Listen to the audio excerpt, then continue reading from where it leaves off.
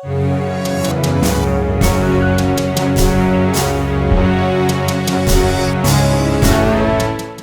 Communist പ്രസ്ഥാനത്തിന് ഊടും പാവും നെയ്യുന്നതിൽ നിർണായക പങ്കുവഹിച്ച രാജ്യത്തെ ഏറ്റവും മുതിർന്ന കമ്മ്യൂണിസ്റ്റിന് ഇന്ന് 100ാം പിറന്നാൾ.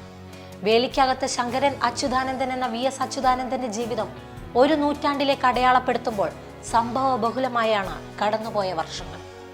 കേരളത്തിലെ നിരവധി കർഷക തൊഴിലാളി സമരങ്ങൾക്ക് സാക്ഷ്യം വഹിച്ച അച്യുതാനന്ദൻ ആലപ്പുഴ പുന്നപ്രയിൽ വേലിക്കകത്ത് ശങ്കരന്റെയും അക്കാമ്മയുടെയും മകനായി 1923 ഒക്ടോബർ 20 ജനിച്ചത്. 4 വയസ്സുള്ളപ്പോൾ അമ്മ മരിച്ചു. തുടർന്ന് അച്ഛന്റെ സഹോദരിയാണ് വി എസിനെ വളർത്തിയത്. 11ാം വയസ്സിൽ അച്ഛനെ നഷ്ടപ്പെട്ടതോടെ 7ാം ക്ലാസ്സിൽ പഠനം നിർത്തി ജോലിക്കിറങ്ങി. അന്ന് തൊട്ട് വി എസിന് ജീവിതം തന്നെ പോരാട്ടമായി. തുണിക്കടയിലും പിന്നെ ആസ്പിൻവാൾ കയർ കമ്പനികളിലെയും അരവയറിനായുള്ള അധ്വാനം. 1940 17ാം വയസ്സിൽ കൃഷ്ണപിള്ളയുടെ ശുപാർശയിൽ പാർട്ടി അംഗത്വം കിട്ടി. അത് കഴിഞ്ഞൊരു നാൾ കൃഷ്ണപിള്ളയുടെ ഒരു സന്ദേശം കിട്ടി. കുട്ടനാട്ടിലെ തൊഴിലാളികളെ സംഘടിപ്പിക്കാൻ പോകണം. വേലിക്കകത്ത് ശങ്കരൻ അച്യുതാനന്ദൻ അന്നു മുതൽ വി എസ് എന്ന ചുരുക്കപ്പേരായി. പിന്നീട് കുട്ടനാട്ടിൽ നിന്ന് തിരിച്ചെത്തി ട്രേഡ് യൂണിയൻ സംഘാടനത്തിൽ മുഴുകി. പുന്നപ്ര വയലാർ പോരാട്ടത്തിനുള്ള ഒരുക്കത്തിനിടെ അറസ്റ്റ് വാറണ്ടിനെ തുടർന്ന് ഒളിവിൽ പോയി. പിന്നീട് പ്രതിയാക്കപ്പെട്ടു. ലോക്കപ്പിൽ ക്രൂരമായ മർദ്ദനത്തിനിരയായി. പിന്നീട് 4 വർഷക്കാലം പൂജപ്പുര സെൻട്രൽ ജയിലിൽ കിടന്നു. 1952 V S Achuthanandan Communist Party Alappuzha division സെക്രട്ടറിയായി തിരഞ്ഞെടുക്കപ്പെട്ടു. 2 വർഷം കഴിഞ്ഞ് സംസ്ഥാന കമ്മിറ്റിയിലെത്തി. അന്തർദേശീയ കമ്മ്യൂണിസ്റ്റ് ചേരികളോടുള്ള സമീപനം തർക്കമായി. 1964 ദേശീയ കൗൺസിൽ യോഗത്തിന്റെ പിളർപ്പിന്റെ കാഹളം മുഴക്കി വി എസ് അടക്കം 7 മലയാളി സഖാക്കൾ ഇറങ്ങിപ്പോന്നു. ടി വി തോമസിനോട് മത്സരിച്ച് ജയിച്ച CPMന്റെ ആദ്യ ആലപ്പുഴ ജില്ലാ സെക്രട്ടറിയായ വി എസ് വൈകാതെ പാർട്ടിയുടെ സംസ്ഥാനത്തെ തന്നെ എണ്ണം പറഞ്ഞ നേതാക്കളിൽ ഒരാളായി മാറി. 1965 സ്വന്തം മണ്ഡലമായ അമ്പലപ്പുഴയിൽ നിന്ന് നിയമസഭയിലേക്ക് മത്സരിച്ച് പരാജയം ഏറ്റുവാങ്ങിയാണ് വി എസ് തിരഞ്ഞെടുപ്പ് രാഷ്ട്രീയത്തിലേക്ക് ഇറങ്ങുന്നത്. 1980 മുതൽ 91 വരെ 3 തവണ പാർട്ടി സംസ്ഥാന സെക്രട്ടറിയായി.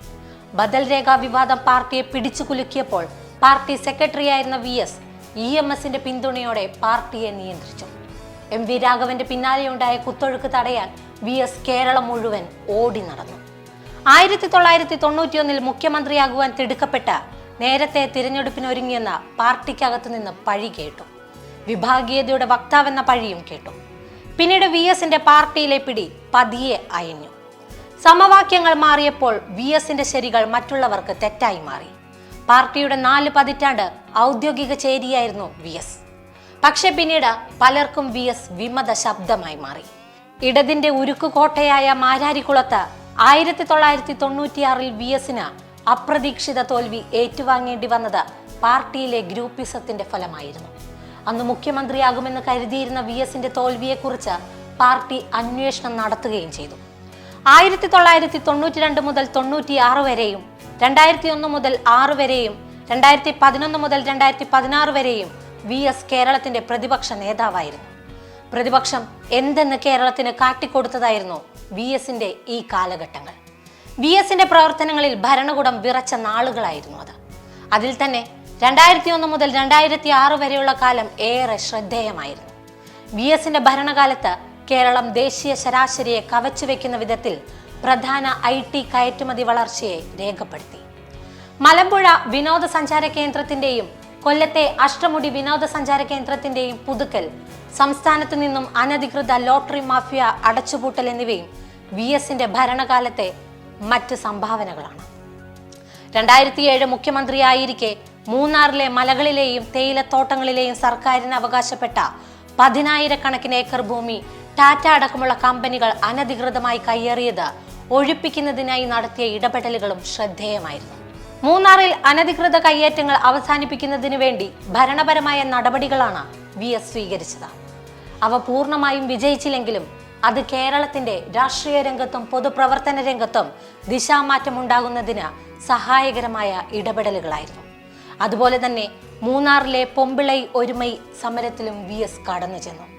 ഓഖിയുണ്ടായ സമയത്ത് പല രാഷ്ട്രീയ നേതാക്കൾ സന്ദർശിച്ചപ്പോഴും പ്രകോപിതരായിരുന്ന മത്സ്യത്തൊഴിലാളികൾ VS അവിടേക്ക് കടന്നു ചെന്നപ്പോൾ അദ്ദേഹത്തിന്റെ അടുത്ത് ചെന്ന് സംസാരിക്കുകയും ആശങ്കകളും പ്രതീക്ഷകളും പങ്കുവെക്കുകയും ചെയ്യുകയായിരുന്നു. കമ്മ്യൂണിസ്റ്റ് പാർട്ടിയുടെ ഏറ്റവും കരുത്തനായ നേതാവായി വളർന്ന VS പാർട്ടിക്കുള്ളിൽ വഹിക്കാത്ത പദവികളില്ല.